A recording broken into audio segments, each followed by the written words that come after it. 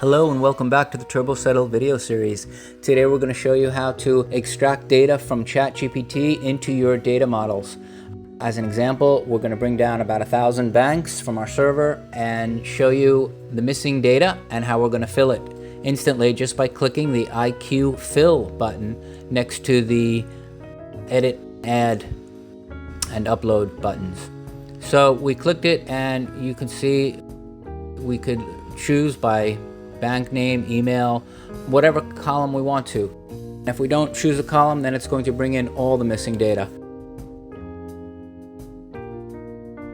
And that's it.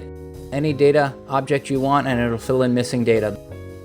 The more data you have in each record, the better for giving you accurate information. Now these are public banks, so this data is not hard to come by. Nevertheless, for a complete list, you typically have to pay for it. Here, you don't. But it does, of course, have to be reviewed. We just got our first response from ChatGPT showing us about 10 records with filled detail. It can go through all 1,000. You could just let it go, and then when it's done, the records appear in the report, and you can just upload them in a single click. And we'll show you that here. You could see the items are in red. That is new information. The records have been merged with existing data. In the case of a black field, it means the data hasn't changed, but it was attempted to be overwritten. And in the case of red data, it's new data. And that's it. We'll now show you for just email or phone, for example, just to extract single columns, which is a faster operation. And you can use your own API key for your company when you're setting up your CRM and change it at any time.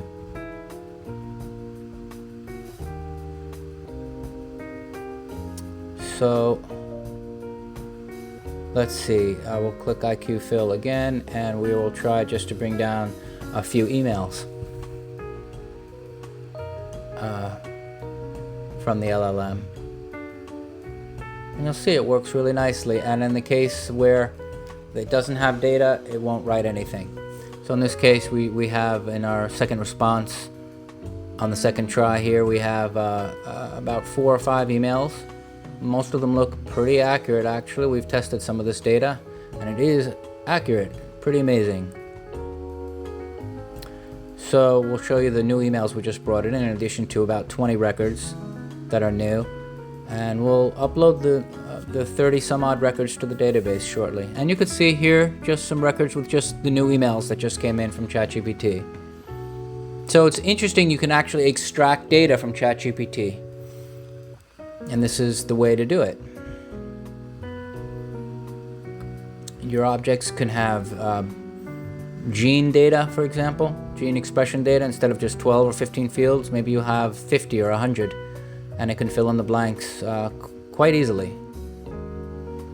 And the data is valuable, depending on how you use it. Obviously, bank data is a little less interesting, but here it is.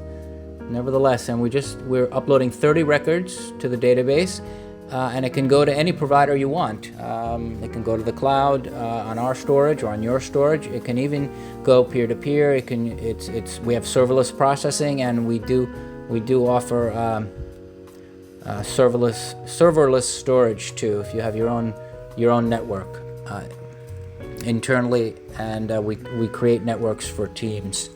The teams themselves are the network in the case of being completely serverless.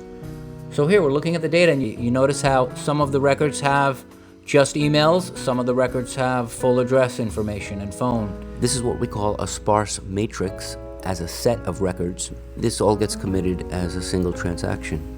And it's done, and now we're going to reload the data, and you'll see it's no longer red. Now it's all blue, indicating that it's safe at the provider, in this case Google Cloud. Files are uploaded just as easily, all thoroughly encrypted.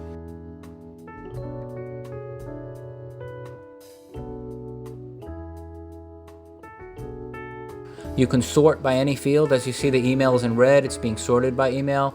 You can filter and search and go fetch based on a number of criteria. We're looking at the provider pointers right now. You see how we're pointing to Google Cloud? One of a number of settings, including links, linking data from one data object to another. Here we're showing you, again, the providers. Now we're going to show you our brain passwords. Both data and files are encrypted with brain passwords, brain keys, brain hashes that are used for an extra level of security. So what's next?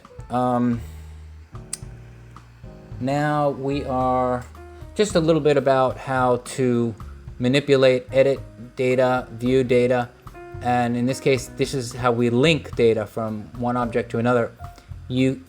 How we link two objects together. Here, when we click on a prospect, you'll notice how the prospect trade lines immediately line up. And that was something we showed you earlier. We didn't exactly show you how it happens, but now you can see how it happens through the link settings. This was an example of a guy named Arturo and his 18 trade lines from his credit report, which can be parsed directly using the parse credit button. You can make your own buttons and make your own parsers with regex. And we are looking at a contract template like we have, just to remind you how that looks. Just you can create